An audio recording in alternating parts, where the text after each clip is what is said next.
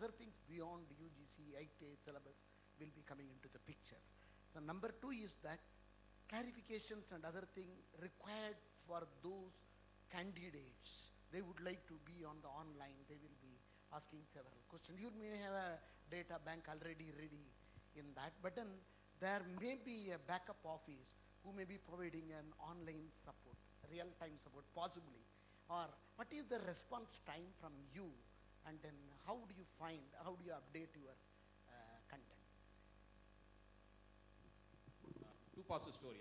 Before I answer your question, I just want to clarify. I talked about management education, not about MBA. And they are two entirely different things. I know that you didn't ask this question, but I just wanted to clarify that. I believe, especially in elite schools, people don't join to learn management. They join to get a good job and a career. So the intent is completely different. It's a lot more interesting, therefore, to teach people, especially in a distance education, distributed learning context, because they have actually come. Not all of them, because they also have an MBA, gets them an increment and so on and so forth, but they actually want to learn. So it's a lot of fun, using technology to teach them, because they are not driven through the placement season that is going to be there at the end of the second year, and the kind of jobs they're going to get. It's driven by something very, very different. I know it's controversial, but I'll say it anyway. Therefore, this content part, first question that you asked in terms of content, becomes very, very critical. Now, there are two parts to the story. One is, you can use technology, RSS, the other kind of feeds to make sure that the most latest and greatest of content, each topically, we have created a taxonomy and all of that stuff. So you can keep getting in content, across various areas. That is an easy, thing to solve. But how do you actually get content written on various topics? So it's a challenge. We haven't yet cracked it completely, but what we have increasingly begun to do is to use crowdsourcing as our approach towards, one, there is content that's written by experts, internal, our own people, our own faculty, our adjunct faculty, and a larger bunch of people. We have created a network approach towards that who are writing content. So today we have nearly 800 to 900 people writing content for us. The second thing that we have begun to try now, early stages, is getting, using crowdsourcing to write content. Very early stages, very experimental, but I'm very optimistic about it. I think crowdsourcing is a good way by which, in the long run, one piece of the puzzle, will get sorted out. What was your second question? Time taken for response time. Right. So there are two kinds, absolutely. So there are two parts to this. One is synchronous response, and second is asynchronous response. When there are some sessions that are held, and it's not available for everybody, it's depending on the kind of MBA students that we teach or the level at which that we teach. There are sessions that are synchronous, which means during that period, which will be 1 hour, 2 hour, whatever the period, that window is, whoever is logged in, there is synchronous response. And remember, the teacher is a facilitator, so there is an intervention that happens by the teacher without necessarily, which is suo moto intervention, and there is intervention, there is a response that happens to a query. So that's one kind of response, which is a synchronous response, which is immediate. And there is asynchronous response, where typically it's between 24 and 48 hours for the kind of query that gets posted. There is an acknowledgement that comes immediately, and then there is a response depending on the nature of the query between 24 and 48 hours. That's actually between 1 and 2 working days. It's not 28 and 48 hours calendar. It's between 1 and 2 working days is the response. We are not yet happy with the adherence to this. I don't think we are adhering to this as well as we should, but it's improving. The graph is continuously growing. I think we should be able to, that's a standard that we are aiming. I think we should be able to stick to that standard as we go along. But the funny thing is, the more you introduce technology, a lot of the ratification, answers, etc. come from the students themselves. The teacher's role is very, very, very different. It is facilitative, it is participative. The teacher becomes as much a student in collectively exploring a topic. So the response time style, actually becomes quite different. Like I said, it's a lot of fun, and it really creates a very different way by which you start, collectively learning together and facilitating that. I don't know if that answers your question, but frankly, it's really learning. We're also learning as we go along. We're inventing solutions as we go along, because nobody has done this before, and these are some of the experiences we've had so far. I just want to add a point to what Mr. Hanvi was mentioning. The whole idea of peer-to-peer learning is huge. When I was a student, I remember when I didn't understand what the prof was saying, I'll nudge the student sitting next to me and ask him, what did he just say? And this was disrupting the class. The prof wouldn't like it. the prof will say, can you please keep quiet? But today, in the online Web 2.0 kind of a collaborative environment, it is possible for me to learn from my peers. To me, that is huge, because we all know that we learn better from our peers, more than even from the professor. Excuse me. This is Professor.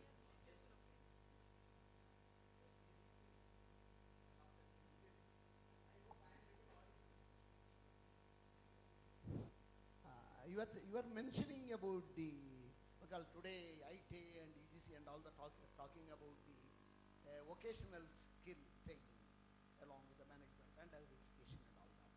In that context, you are finally mentioning that you are including SAP Academy education in your B school. How do you find the thing in that SAP Academy? Of course, there is going to be a real, as an industrialist myself, I would like to, I'm an IT chairman. I would like to take a person who has got a knowledge in process management and things like that. Perhaps in SAP Academy, a person who has come with that even the bringing knowledge that adds value to me moment the day I took him in my field training. But then from your side, how do you find there is an incremental advantage to the student as to his compensation, as to selection or canvassing? Thank you for that question. Through SAP, we offer two programs. One is called B1 and the other is called R3. R3 is a higher level one. We have found from experience that when a student gets exposed to this SAP B1, there is tremendous amount of value addition from the point of view of employment. That is because increasingly SMEs, small medium enterprises in India, are taking up, lapping up SAP, and all these industries need somebody to take care of SAP. Now, we also find those students who do their SAP R3, which is a tougher course, which involves a lot of hard work, and the number of hours of study is more. Initially, we find that they struggle to get a placement. But once they get a placement, we find that their progression later, the growth is really fantastic. Within about 3 to 4 years, he's in the bracket of 40s and 50s. You know, so this is what we found with SAP. And of late, we find that a lot of students, especially students with engineering background, are interested in taking up SAP. Given that we are coming to Excuse close to this session, we will take 2 more questions. I have a question for Mr. Jairam. This is regarding simulation. It's an excellent tool, and I've had the experience of using it. And the students, some of whom are sitting behind, would vouch for it that they really enjoyed it and they did a lot of learning from it. We also had a film club where we showed them movies and we drew lessons from the movie, not so much about the acting and the music, but more about what lessons they take home, especially management-oriented lessons. These two are very interesting takeaways from this panel. But I would like to draw one caveat, especially on simulation. Simulation is good, but we must tell the students that after all, this is a game, and this cannot be taken directly to the real world. What has happened earlier, and I have an experience of a student who has taken something which we have done in the classroom to the real world and come back crying. Because here in simulation, we played a game of stock market, and there is no consequence, real consequence. But in the outside world, in the real world, there can have disastrous consequences, because you really need to learn, and probably that learning, like in flight simulation, you learn on the simulator, then you still have to do a couple of 1,000 hours of real flying under guidance, and then only you're allowed to take the aircraft alone. So similarly, when we do simulation in the management class, it does not mean it prepares you directly for the real world. So you must have that, mentor or somebody superior to you who will be guiding you, holding your hand in a working atmosphere, in the industry, and then you can take off from there. A brilliant point. So what we believe in is a simulation is not a standalone tool. Otherwise, it would become a game. There's a difference between a game and a simulation. A simulation requires a seasoned facilitator. And that's the idea that we are all talking about here. The professors need to become good facilitators. Give the students a great experience. Let them have fun. Through doing, they're learning something. But then use that opportunity to drive home the point that you want to make. So I would definitely recommend that you as a professor intervene, facilitate it well, and don't let the students just walk away with 5 different interpretations of what happened in the game. Can I add something to this very, very quickly? You know, even before simulations, management schools have been using case methodology. What's the difference? If some student takes a case methodology and goes into the real world and says, oh, I learned this in a case and I'm going to apply, I mean, don't mind me saying this, but that student is an ass. I don't think it's any different with simulation. I don't think people should do that. I think it's very, very clear. The point that you made about having a mentor is extremely well taken. I think it's absolutely correct. And same thing, you know, the reason I compared medicine and management education is after they study, they go through that experientially. That's the problem. You know, in many times, management students are taken in, you know, Hindustan Lever used to run those 18-month programs and stuff like that. It's become less and less now. I think that part of it is absolutely required. For that matter, nothing can be a cut and dried formula, isn't it? This perhaps might be building up the last comment and question, but speaking as a student, and speaking certainly as a digital native, it can be very frustrating at times for educators to be using media coming from somewhat outdated mindset, thinking that learn and do rather than do and learn. And leveling the field in terms of the relationship between educator and student is certainly helpful, but you know, how do you really measure the effectiveness of things like simulations and things like multimedia in the classroom, and other than that relationship between the educator and the student? And then this is sort of been touched on in some points, but there's some skepticism towards the use of media and technology. And I think it's a healthy thing because, I mean, as a student, even though it's very, very good to be engaging on a level which I'm comfortable at, isn't it also something where educators should be challenging their students to interact at a level which isn't the path of least resistance for them? A lot of the presentation is just, I mean, bridging that divide between educators and students and the ways that they approach the technology and approach media. So. Okay, if I understand right, what you're saying is that excessive use of technology, is that very appropriate, and is that the right method of bridging the gap? Yeah, so I would say that technology is not a substitute. Technology is an add-on. So it's over and above what you're doing, because a lot of the training that we do, there is, you know, like he has mentioned about how you can simulate leadership. There's another way of actually you going through, in reality, finding out what is your leadership quotient. So technology is only an aid. It is never a substitute. But by adding technology, by adding some of these new things, I think you are talking a language which students and the generation of the 21st century understand better. So it's more about us, you know, so to say, catering to them and what they are comfortable, and putting what we are comfortable with a little on the backside. So the way I would look at it, it's an add-on. It's certainly not a substitute. Just add to that, I mean, you're absolutely right. Students should challenge everything. And I don't think there is the same level of use of technology. This is another lesson that we have learned. You know, the level of technology that one student finds appropriate could be quite different from the next student. And even within the same cohort, and you know, for example, one of the things we promote a lot is groups being formed to address projects similar to what you would do, except that these students are in, you know, if they're a group of 5 people, all the 5 may be in completely different geographic locations. And even there we have found that the use of technology by one student is quite different from the rest of the members of the group. I think we have sufficient amount of data that is established there. So you are right. I think the students have to challenge everything. I think that's a great thing of being a student, that everything that the teacher says must be challenged. And I think it's an important, by doing that, there is additional learning that comes in on a continuous basis. And certainly among them would be what is the appropriate level of use of technology, if indeed that was your question.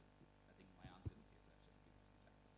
Yes, it more comes to what levels of technology use in the classroom are appropriate, because in some ways it can be misused. And the example that was given by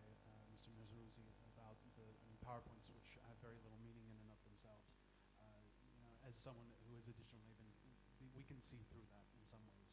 And so finding a level, matching the level of content challenge which is appropriate for the student is what I was trying to approach, but thank you. I think is very new. I think just like I'm Ahmedabad went the case methodology, early days in India. Other schools followed, and then there was this big debate about can you teach everything through case methodology. We've been to any pedagogic tool, and technology is a need, not even a full-fledged tool, like she said, it's a need. I think it will take some time to discover, and I think it's a very valid question. You want to ask a question? Being a student, I would like to ask Nandini ma'am, as in we face a few problems. Being a student myself, I'll say, using technology. It's kind of like we open a tablet, work on it for books and all, we get Kindles and all. But more of it, we think that we go towards entertainment, mostly. Yeah. As in a student myself, I will say I will also face the same problem. When somebody tells me you can use your Google and you can use your Wikipedia and search and make a report on something, I would actually, if I sit for 2 hours, 1.5 hours will be on Facebook or something else, maybe not exactly Wikipedia, and maybe half an hour I'll be doing that. I think that's a challenge for all the students also. More and more technology coming in, how can we seriously concentrate on what exactly we can take back and not go away with the entertainments? Yeah, so the way I would put it, even you're going on, let's say, Facebook, going on Wikipedia, all of that I think is a lot of fun. The only thing I would say is when you're going there, keep the objective of what you're trying to find out in mind. Because Facebook is such a, it's such an addictive thing. You can just get swayed from what you are setting out to do to what is readily available. So for one, I believe that whatever you do, it should be inclusive. You don't need to look at spending time on the net as being something anti your learning. Train yourself to learn from each of those. So when you go to Facebook, you may want to go and post questions like, what is a definition of leadership? If that's an assignment, there can be 4,000 definitions of leadership. Use these media and use what you're good at doing to do what you are required to do. Focus your energies in a way that you can use this to benefit you and to benefit your learning. So I won't say don't go there, but don't get distracted. Use it for what you have set out to do.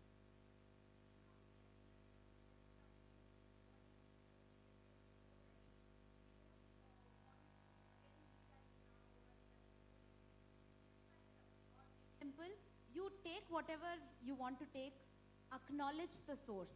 But the last slide, let it be your inferences on all that you have gathered. Because if you're just taking what is readily available, where is your mind? Where is your engagement? Where is your learning? Where have you learnt anything? So you put all of that down, but the meat of what you're doing, you should end with one important page on what do you learn from all this. And you should acknowledge what you have taken. There's absolutely, like we say, it's not about reinventing the wheel. It's about, it's okay if you're reinventing a different wheel. Let the wheel be different. So acknowledge, but don't leave that by not putting what is your take on it. That is not right. Then you have not learnt anything. You have only copied. All right? May I add here that these days there are softwares available to detect plagiarism. Even if 4 or 5 sentences are similar to another article or a paper, you can be caught. And increasingly, schools are adopting this software. I think we have got this software in our institute, and I think increasingly more and more schools are adopting the software to detect plagiarism.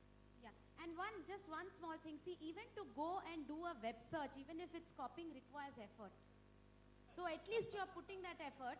Acknowledge what you have put and end with something, what is your take on it? And your take is personal. How can you be right or wrong?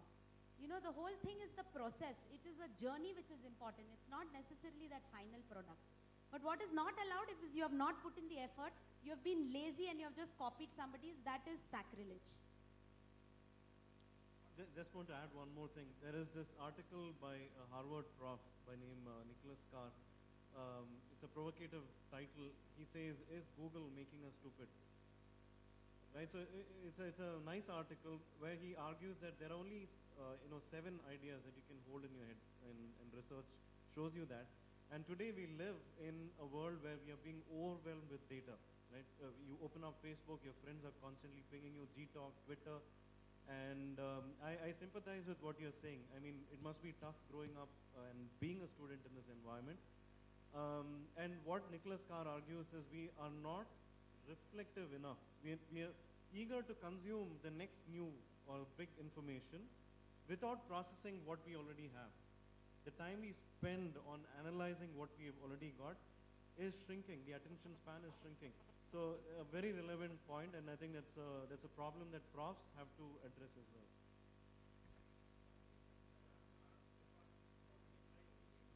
Okay, last two questions, yeah.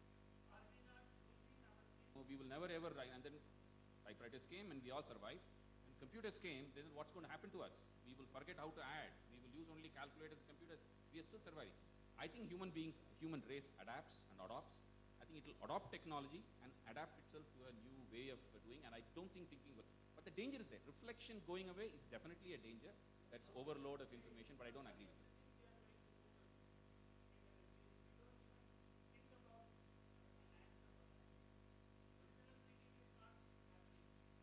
I think that you're right, but I think the nature of the questions have to change. So it forces thinking. I think the onus is now going to be put back on the teachers, so the questions become forced reflection, not the same way it was made earlier. Sorry, you wanted to add something. Yeah, the questions have to become experiential as well. You have to make it difficult for students to go to Google and find an answer that is something very personal, that only the student can answer. That's the reality. And Somebody mentioned technology is meant to supplement, not substitute. Okay, and Google is a reference manual for you. You get all the answers there, but we don't lose our thinking power. But there are situations where that is where somebody mentioned here, questions drive dialogue, questions drive thinking. So we need to our students should challenge everything. There must be an inquiring mind, and that should start with us, the teachers. Okay, I think we really don't I'd like have to, any time for more questions. Yeah, I'd just like to request Usha and Suresh to give their respective summaries from an industry perspective as well as from an academic perspective to wrap up the session. Thank you.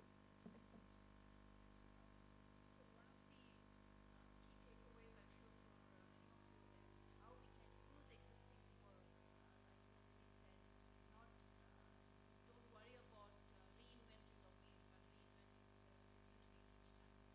We have to use what is already available and make it adapt and adopt. I'm using the words that Anand just response to make it happen, and I think this is very, very relevant. It will be relevant in the academic world. It will be relevant in the corporate. As long as we are ready to look at technology as an enabler and not as a solution, I think we will be able to use technology in our learning process very, very well, because we can't run away from that today. That is a reality for us. Thank you very much for sharing your Let me have the last word with the academic perspective. We've had some very interesting insights from our panelists today. Usha has very succinctly summarized them also. We also had some very interesting questions. Now, when you look at these technologies, the main theme was new pedagogic approaches. E-learning is one of the technological initiative which has happened in India in the last few years. I think many of our leading B schools, right? I mean, SP Jain has been one of the innovators. I am Ahmedabad, I am Calcutta, and now at Narsi Monji, we all use a lot of technology in teaching. Now, when you come to e-learning, there are two types of e-learning which happens. One is for the distance education mode, you use the technology platform, and XLRI and IIM Kozhikode, these are some of the institutes who have been symbiosis, who have been popularizing this. On a distance learning mode, they use technology to impart lectures or impart knowledge. That is one. Now, one of the problems with this sort of a mode is that the vitality of the class is missing. The excitement of the class is missing. And a lot of students, especially those who come for executive education, say that we want to go to a B school to actually listen to this faculty. A lot of eminent faculty would like to listen to them. And also, as I think Anand and Rajiv pointed out, there's no peer learning. Peer learning to be had when you do purely on a distance mode.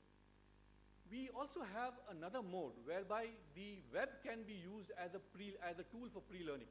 And we had adopted it at SP Jain for some time. For executive education especially, that means you make the student read prior to his coming to the class. There is a pre-learning which is to be done on the web, and then the class becomes a forum where it is purely for clarification of doubts, for synthesis of ideas, and for discussions. If that is done, I think it's really a blended form of learning. You are using the best of technology as a pre-learner and using the class primarily for clarification and synthesis of ideas. This is like if you go to a steel plant, for instance. They use one furnace for pre-melting, and then they use another furnace for melting and refining. So really the melting and the refining happens in the classroom, and the pre-reading, pre-learning comes in the web. So that's one good way of using it. I've been a great fan of simulations, and simulations we have used, and we encourage to be used across our courses, be it in marketing, be it in strategy, or be it in operations. And really, simulations really brings out the experience part of it. Because, as I said, learning is not complete without experience. And simulations is, in a way, the best form of experiential learning. But as Rajiv said, you will have to moderate, you will have to have the faculty as a facilitator and sort of monitor the assessment. Otherwise, you might have a group where only 1, 2 of a group of 5 are working, the others are just passive listeners or passive adopters. And someone might end up, especially when you play a game of finance or strategy, someone might end up in a huge loss, and then he gets frustrated. So we should not allow that, and so the faculty should be a facilitator. So the technological process, is really there to stay, but you must see how to use it very prudently.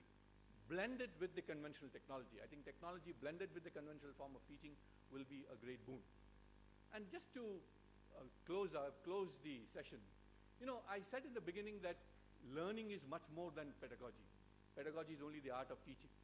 Today there are a lot of researches which happen in learning.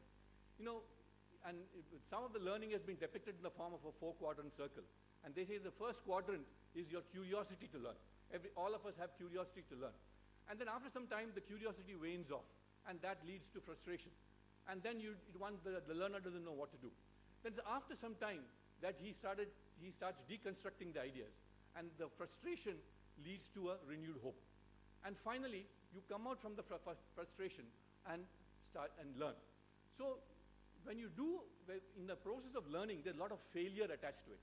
And unless you fail in the process, unless you are confused, unless you're frustrated, you can't really learn. This is what modern research has taught us.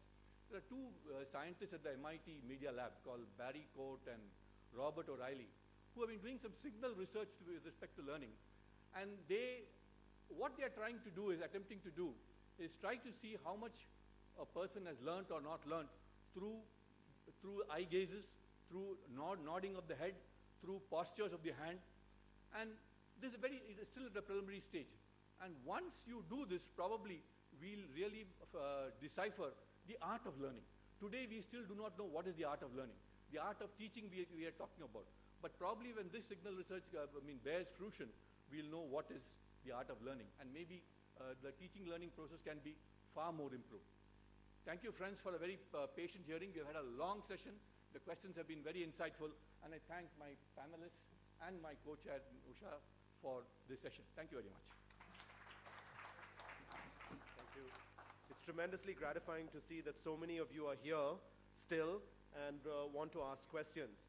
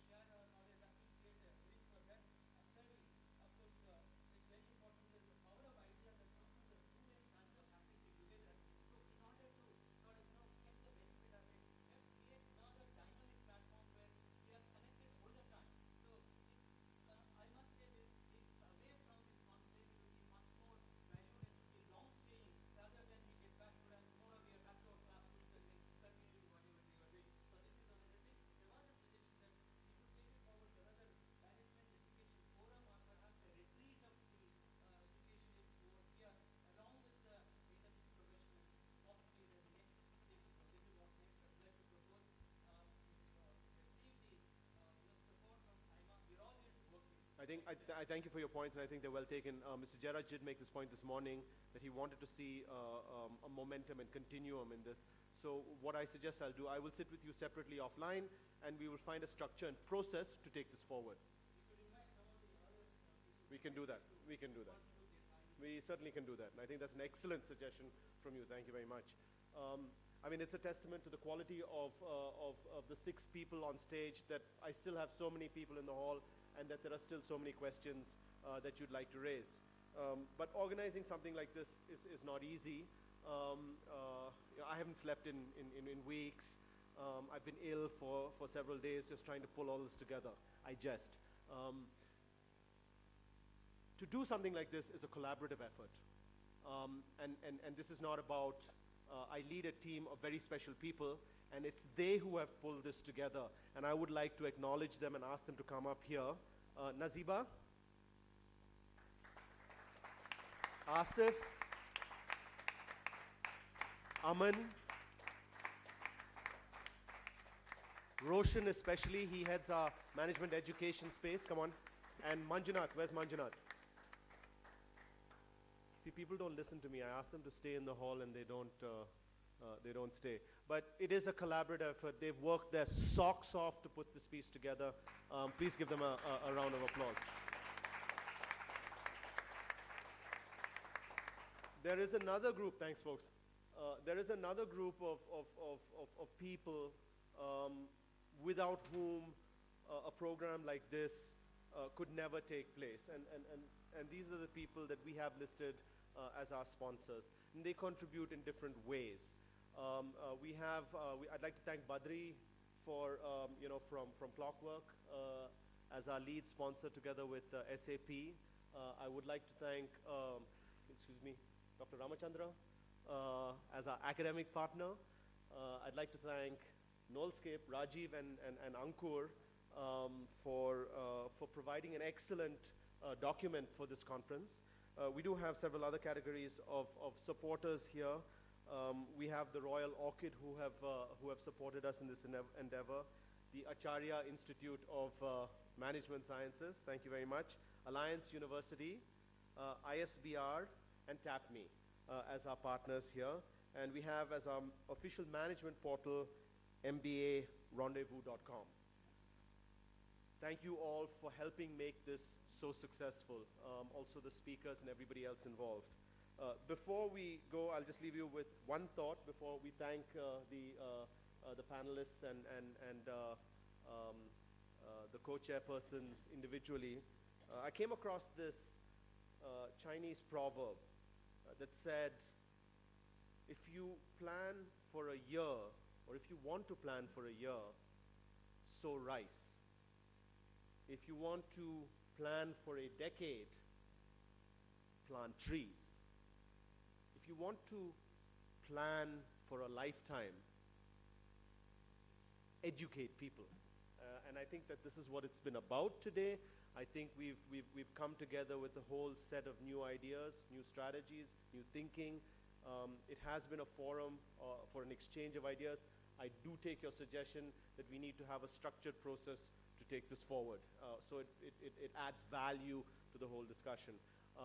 So finally, I'd like to ask Professor Ramchandra on behalf of Aima to give our distinguished panelists a small memento from Aima.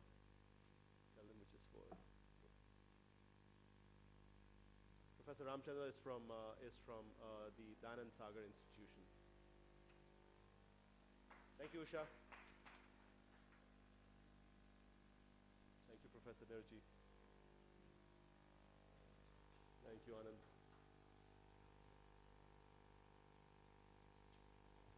Thank you, Rajiv. Thank you, Nandini. Thank you, Suresh. Thanks very much. If people have time, they'll be willing to take questions or exchange informally. But thank you all for making this a special occasion. Thank you.